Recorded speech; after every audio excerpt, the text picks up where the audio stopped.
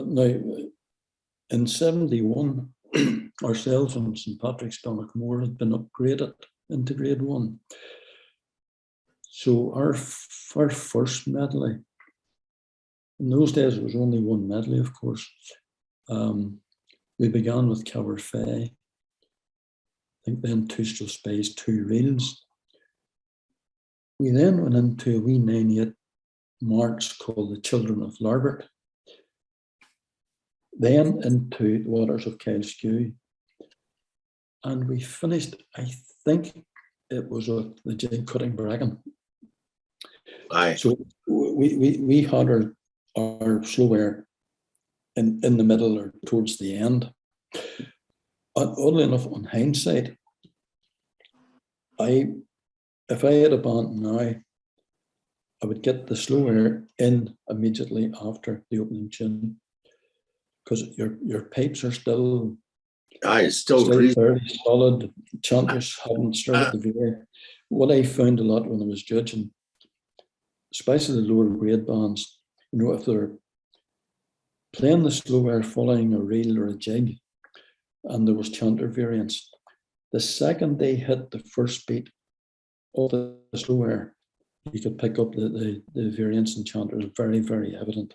It's because of the difference in the blowing of the instrument. Yeah. They get terribly excited with the fast tunes, so they're blowing a lot of air and squeezing the instrument and all the rest of it.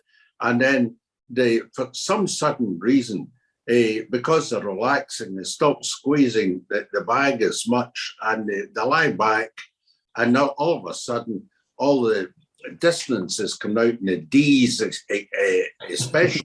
It was all D's, wasn't it? Followed on by 2 or 3 other notes, but it was it only took 1 or 2 out of about umpteen pipers on the field. Just 1 or 2, and that flung it right up, and more or less chucked the band out of the competition, because the ones that held on to the D's are the ones that get mentioned in the prize list. That's it. D's and F's were the usual 2 awkward notes on a chanter. Aye. Low G seemed to be another one that pipe bands never seem to get right from time to time, In my last few years judging, when bands were using harmony, the B to low G, you got a real discord. Yeah. The older, going back, say in the 70s and that, it wasn't a problem, but there was it wasn't a harmonic, it was a noise.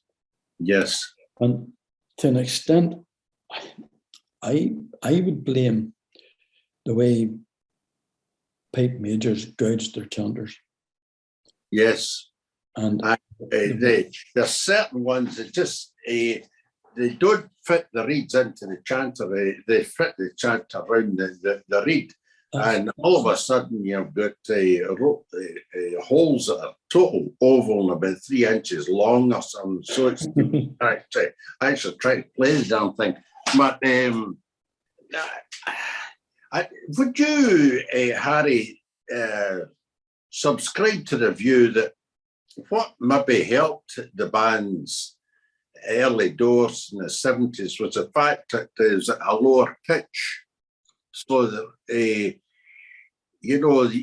these notes that we're talking about were not flung out so badly as what they can be nowadays because of the extremely high pitch.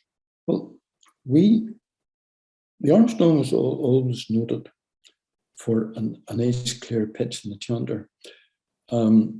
We played Sinclair chanters. We used the McAllister reed. Now we had a particularly good set of Sinclairs, and I used to contact Tom McAllister directly for reeds, and we had a good pitch. I know they say back then the pitch was around B flat. I know it seems to have got beyond B flat a bit now, but we had a good sound. Uh-huh. And, you know, if you even go back into the 60s, Muirheads played hardy chanters, Yes. which, okay, probably a fraction flatter than the sinker, but what a sound they had. Yes. You know, when you listen to these bands, you weren't saying this is flat, this is sharp. It was a superb sound. Aye, it's a good clean sound as well.